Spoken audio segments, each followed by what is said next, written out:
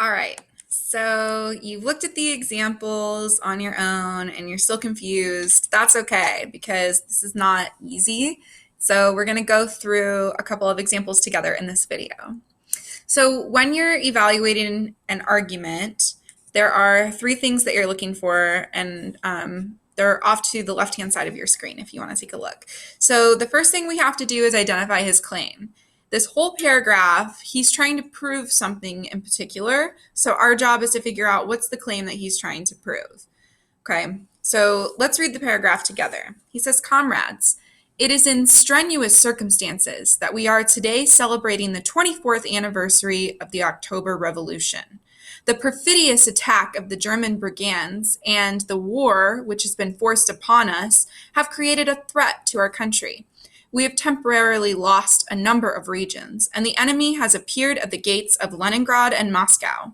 The enemy reckoned that after the very first blow, our army would be dispersed, and our country would be forced to her knees, but the enemy gravely miscalculated. In spite of temporary reverses, our army and navy are heroically repulsing the enemy's attacks along the entire front and inflicting heavy losses upon him, while our country, our entire country, has organized itself into one fighting camp in order, together with our army and our navy, to encompass the rout of the German invaders." Whew, okay. Here's what he's claiming. His claim doesn't actually come until the end of the paragraph, okay? So don't just take the first sentence of a paragraph and assume that it's the claim, because that's not necessarily true.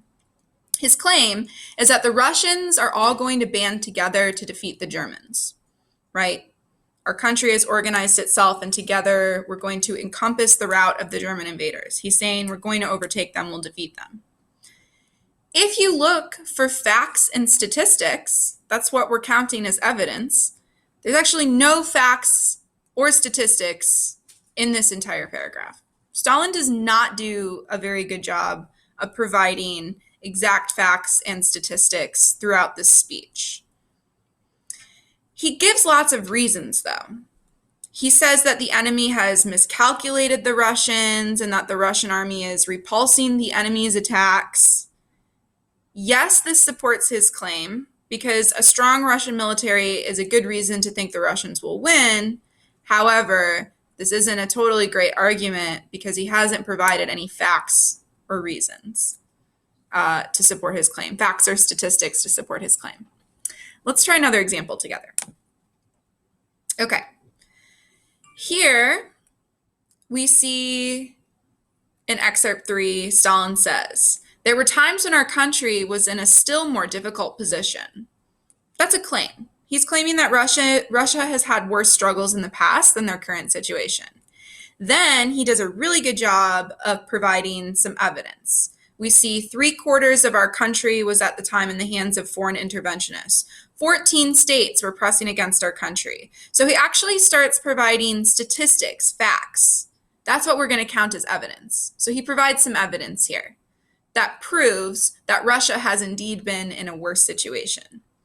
Then he gives some reasons to support his claim. It is logical to conclude that Russia has in fact been in a worse position. Stalin explains that they've won in the past, but this doesn't quite prove that they can beat the Germans in the current situation. So even though he gives lots of evidence that shows that Russia has had struggles in the past, he doesn't provide any evidence that proves that just because they've been in a difficult position before, that they can win in this difficult position now. So he proves that Russia has been in a worse situation in the past than in the present. However, he does not prove that overall claim that he's making, that Russia can actually defeat the Germans.